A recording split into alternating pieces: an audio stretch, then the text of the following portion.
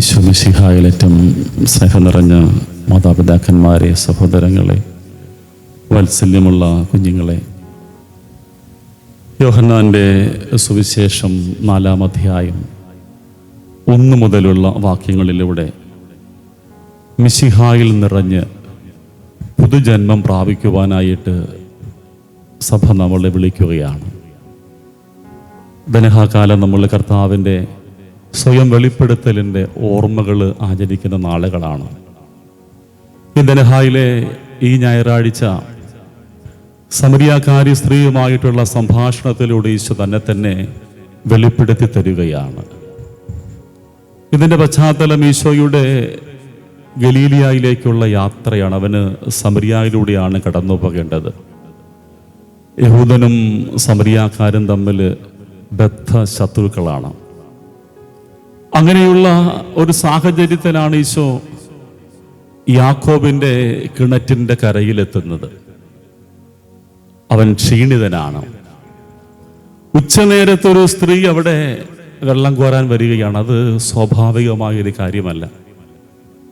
എങ്കിൽ ഈ സ്ത്രീ എത്തുന്ന ഉച്ചനേരത്താണ്. ഓർക്കുക, ജീവിതത്തിൻ്റെ പ്രതീക്ഷകളൊക്കെ നഷ്ടപ്പെട്ടു പോകുന്ന ഒരു നേരത്ത് നിനക്ക് വേണ്ടി കാത്തിരിക്കാൻ നീ ഇരിക്കുന്നിടത്തേക്കൊരു ദൈവം ഇറങ്ങി വരും. ആ സ്ത്രീയുടെ ജീവിത സാഹചര്യങ്ങളാണ് അവളെ ഈ ഒരു അസമയത്ത് വെള്ളം കോരാൻ എത്തിക്കുന്നത്. എന്നാൽ അവളെ തേടി ഈശോ അവിടെ എത്തുകയാണ്. അവൻ അവളോട് കുടിക്കാനായിട്ട് വെള്ളം ചോദിക്കുകയാണ്. നമ്മൾ ബൈബിൾ വായിച്ചാൽ മനസ്സിലാകും, ഈശോ ഇങ്ങനെ വെള്ളം പലപ്പോഴും ചോദിക്കുന്നുണ്ട്. പക്ഷെ ഒരിക്കലും മനുഷ്യരവന് കുടിക്കാൻ കൊടുത്തിട്ടില്ല. അവൻ വളരെ വ്യക്തമായിട്ട് പറഞ്ഞു, എൻ്റെ നാമത്തിൽ ഒരു പാത്രം പച്ചവെള്ളം കൊടുക്കുന്നവന് നിത്യജീവനുണ്ട്. പക്ഷേ അവൻ ചോദിച്ചിട്ടും ആരും കൊടുത്തില്ല. ഈ സമരിയാക്കാരി സ്ത്രീയുമായിട്ടുള്ള സംഭാഷണം വായിച്ചു. ഈശോ ചോദിച്ചു വെള്ളം, പക്ഷേ അവൾ കൊടുത്തെന്ന് നമ്മളങ്ങ് വായിക്കുന്നില്ല. അവരിങ്ങനെ വർത്താനം പറഞ്ഞൊക്കെ അങ്ങ് പോയി. കുരിശിൽ കിടക്കുമ്പോൾ ക്രിസ്തു വീണ്ടും വിളിച്ചു പറയും, എനിക്ക് ദാഹിക്കുന്നു. അവന്റെ ചുണ്ടോടടുപ്പിച്ചു, പക്ഷെ അവൻ സ്വീകരിച്ചില്ല. ഇങ്ങനെ ശമിപ്പിക്കാത്ത ദാഹങ്ങളാണ് ക്രിസ്തുവിന്റെ ദാഹങ്ങൾ. അത് കേവലം ഒരിറ്റ് ദാഹജലത്തിന് വേണ്ടിയിട്ടുള്ളതല്ല, എനിക്കും നിങ്ങൾക്കും വേണ്ടിയുള്ള അവന്റെ ഹൃദയത്തിന്റെ തുടിപ്പാണ് ക്രിസ്തുവിന്റെ ദാഹം എന്ന് പറയുന്നത്. മനുഷ്യന് വേണ്ടി കാത്തിരിക്കുന്ന, മനുഷ്യനെ സ്വന്തമാക്കാൻ കാത്തിരിക്കുന്ന ദൈവത്തിന്റെ ഹൃദയത്തിന്റെ തുടിപ്പാണ് അവന്റെ ദാഹം. അതുകൊണ്ട് തന്നെ ഈശോയോട് ചോദിക്കുന്നത് ഒരിറ്റ് വെള്ളം തരിക എന്നുള്ളതാണ്. എന്നും ഓർത്തിരിക്കുക, ദൈവം മനുഷ്യനിലേക്ക് ഇറങ്ങി വരാൻ ആഗ്രഹിക്കുമ്പോൾ മനുഷ്യന്റെ കൈവശമുള്ളതാണ് കർത്താവ് ചോദിക്കുന്നത്. വലിയ കാര്യങ്ങളൊന്നും ചോദിക്കുന്നില്ല. നിന്റെ കൈവശമുള്ളത് എന്തുണ്ട്? അപ്പം വർദ്ധിപ്പിക്കുമെന്ന് നമ്മൾ കാണുന്നുണ്ട്. അവൻ അവരോട് ചോദിക്കുന്നുണ്ട്, നിങ്ങളുടെ കൈവശം എന്താ ഉള്ളത്? അവർ പറഞ്ഞു, 5 അപ്പവും മീനും. അവന്റെ കയ്യിലേക്ക് കൊടുത്തു. അത് വർദ്ധിപ്പിച്ച് 1000-കൾക്കുള്ള വിരുന്നായിട്ട് മാറുകയാണ്. ദൈവം ഒരാളിലേക്ക് കടന്നു വരാൻ ആഗ്രഹിക്കുന്നതിൻ്റെ സൂചനയാണ് നിന്റെ കൈവശം എന്തുണ്ടെന്നുള്ള ചോദ്യം. ഇന്നും തമ്മിൽ നമ്മളോട് ചോദിക്കുന്നുണ്ട്, നിന്റെ കൈവശം എന്താ ഉള്ളത്? കയ്യിലുള്ളത് കർത്താവിൻ്റെ കയ്യിൽ കൊടുക്ക്. അവനിനി നമ്മുടെ ജീവിതങ്ങളിലേക്കൊന്ന് ഇറങ്ങി വന്ന് നമ്മളോടൊപ്പമാകാനായിട്ട് ക്രിസ്തു ആഗ്രഹിക്കുകയാണ്. പക്ഷേ നമ്മളിങ്ങനെ കൊടുക്കാൻ ഒരിക്കലും തയ്യാറ്. നമ്മളിങ്ങനെ സംഭാഷണത്തിൻ്റെ ശൈലി അങ്ങ് മാറ്റുകയാണ്. അവൾ കൊടുത്തില്ല. അവൾ പിന്നെന്താ പറയുന്നത്? നിന്റെ കയ്യിൽ വെള്ളം കോരാൻ പാത്രമില്ല, ആഴമുള്ള കിണറ്റിൽ നീ എങ്ങനെ വെള്ളം തരുന്നത്? ഞങ്ങളുടെ പിതാക്കന്മാരെക്കാൾ നീ വലിയവനാണോ? ഇങ്ങനെ ചോദ്യങ്ങളും അറിവുകളുമായിട്ട് മിശിഹായെ ആ സ്ത്രീ നേരിടുകയാണ്. അവന്റെ മറുചോദ്യം ഇതാണ്, നിന്നോട് ചോദിച്ചവൻ ആരാണെന്ന് നീ അറിഞ്ഞിരുന്നെങ്കിൽ. ഇത് നമ്മളോട് ഇന്നുള്ള ചോദ്യമാണ്. അവൻ ആരാണെന്ന് നീ അറിഞ്ഞിരുന്നെങ്കിൽ, മിശിഹായ ആരാണെന്ന് അറിഞ്ഞിരുന്നെങ്കിൽ അവനോട് ചോദിക്കുകയും അവൻ തരികയും ചെയ്യുമായിരുന്നു. അറിവുകളിലൂടെ ദൈവത്തെ മനസ്സിലാക്കാൻ ശ്രമിക്കുന്ന ലോകത്താണ് നമ്മൾ ജീവിക്കുന്നത്. ഈ കാലഘട്ടത്തിൻ്റെ ഏറ്റവും വലിയ ദുരന്തമെന്ന് പറഞ്ഞതാണ് അറിയേണ്ടവനെ അറിയാതെ അറിവുകൾക്ക് പിന്നാലെ നമ്മളെന്ന് പരക്കം പായുകയാണ്. പുതിയ തലമുറയുടെ ദുരന്തം അതാണ്. അറിയേണ്ടവനെ അറിയാൻ കഴിയാതെ അറിവുകൾക്ക് പിന്നാലെ പരക്കം പായുമ്പോൾ ജീവിതം ഒരു ഭാരമായിട്ട് മാറുകയാണ്. ഈശോ ചോദിക്കുന്ന ചോദ്യം ഇതാണ്, ഞാൻ ആരാണെന്ന് നീ അറിഞ്ഞിരുന്നെങ്കിൽ. നമ്മൾ വായിക്കുന്ന 29-ാമത്തെ വാക്യത്തില് ആ സ്ത്രീ പോയിട്ട് ജനത്തോട് പറയുന്നുണ്ട്, ഞാൻ ചെയ്തതൊക്കെ എന്നോട് പറഞ്ഞ ഒരാളെ ഞാൻ കണ്ടു. ഞാൻ ചെയ്തതൊക്കെ, അവളുടെ കഴിഞ്ഞകാല ജീവിതത്തിന്റെ കുറവുകളൊക്കെ കേവലം ഒരൊറ്റ അധ്യായത്തിൽ അവൻ പറഞ്ഞു കൊടുത്തു.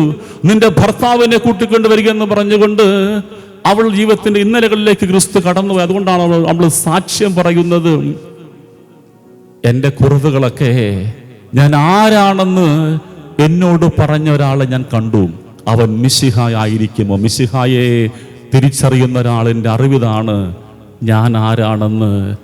എന്നെ അറിഞ്ഞിട്ട് എന്നെ സ്നേഹിക്കുന്നൊരു ദൈവം. നമുക്ക് കിട്ടേണ്ട വെളിപാട് അതാണ്. എന്നെ ബലിയർപ്പിക്കുമ്പോൾ എനിക്കും നിങ്ങൾക്കും ഉണ്ടാകേണ്ട തിരിച്ചറിവതാണ്. എന്നെ പൂർണ്ണമായിട്ടും അറിഞ്ഞിട്ട് എന്നെ സ്നേഹിക്കാൻ കഴിയുന്നൊരു ദൈവമുണ്ട്. എന്നെക്കുറിച്ച് അറിയാത്തത് കൊണ്ടല്ല, എന്നെ പൂർണ്ണമായും അറിയുമ്പോൾ എന്നെ ഇങ്ങനെ സ്നേഹിക്കാൻ എനിക്കൊരു ദൈവമുണ്ടെന്നുള്ള തിരിച്ചറിവിൻ്റെ പേരാണ് നമ്മുടെ ജീവിതത്തിൽ വിശ്വാസമായിട്ട് മാറേണ്ടത്. പക്ഷേ നമ്മുടെ കാലഘട്ടം ഇങ്ങനെ ദൈവത്തെക്കാൾ അറിവിനേക്കാൾ മറ്റെന്തൊക്കെയോ അറിവുകളുടെ പിന്നാലെ പരക്കം പായുകയാണ്. ഞാൻ പലപ്പോഴും ഓർത്തിട്ടുണ്ട്, നമ്മുടെ ചെറുപ്പക്കാരിങ്ങനെ വിവാഹത്തിന് മുമ്പ് വേദപാഠം കേൾപ്പിക്കാൻ വരുന്ന ആ വേദപാഠം കേട്ടാലുണ്ടല്ലോ നിങ്ങൾ ഞെട്ടും. കാരണം എന്തെല്ലാം അറിവുകൾ തരുമെന്നറിയാവും. അത് സഭയെക്കുറിച്ച് മിശിഹായെക്കുറിച്ചല്ല, അറിയാൻ മേലാത്തതിൻ്റെ അറിവുകളൊക്കെ പങ്കുവെക്കുകയാണ്. ഒരിക്കലും ചെറുപ്പക്കാരൻ വന്നു, ഇവിടെയല്ല കേട്ടോ, കുറച്ച് മുമ്പുള്ള കാലമാണ്. വേദപാഠം കേൾപ്പിക്കാൻ വന്നു. മനസ്സമ്മതത്തിൻ്റെ തലേന്നാണ് ഈ വേദപാഠം കേൾപ്പിക്കാൻ വന്നിരിക്കുന്നത്. എന്ത് ചോദ്യം ചോദിച്ചാലും ഉത്തരം പറയാൻ റെഡിയാണെന്ന് പറഞ്ഞു നിൽക്കുന്നത്. ഞാൻ വളരെ ലളിതമായിട്ട് തുടങ്ങി, മോനൊന്ന് കുരിശ് വരച്ച് കാണിച്ചേ. അവനിങ്ങനെ കൈ ചുരുട്ടി പിടിച്ച് നെറ്റിയെ വെച്ചുകൊണ്ട് തുടങ്ങി, വിശുദ്ധ കുരിശേ, വിശുദ്ധ കുരിശേ. കുറച്ച് നേരമായിട്ട് ഈ വിശുദ്ധ കുരിശം കൊണ്ട് ഞാൻ ചോദിച്ചൊന്ന് താഴത്തേക്ക് ഇറങ്ങ്, കുരിശെ തന്നെ നിൽക്കുകയാണ്. അവൻ പറഞ്ഞാ ഈ പരിപാടി എനിക്ക് അറിഞ്ഞുകൂടാ. പിന്നെ എന്ത് ചോദിച്ചാലും വൺ വേർഡ് ആൻസറാണ്, എനിക്കറിഞ്ഞുകൂടാ.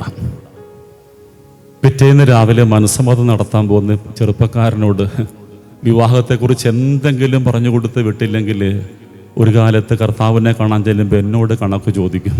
പറഞ്ഞു കൊടുക്കാത്തതിൻ്റെ പേരിൽ അതുകൊണ്ട് ഇരുത്തി ഞാനിങ്ങനെ 10 മിനിറ്റ് പറഞ്ഞു കൊടുത്തു, മോനെ, വിവാഹം എന്ന് പറയുന്നത് മിശിഹായും സഭയും തമ്മിലുള്ള ബന്ധമാണ്.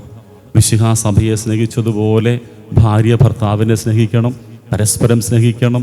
മിശിഹ തന്നെ വിട്ടുകൊടുത്ത് കുരിശിൽ സമർപ്പിച്ചെന്നൊക്കെ പറഞ്ഞ് വളരെ ലളിതമായിട്ട് ഈ കൊച്ചനോട് പറഞ്ഞു കൊടുത്തു.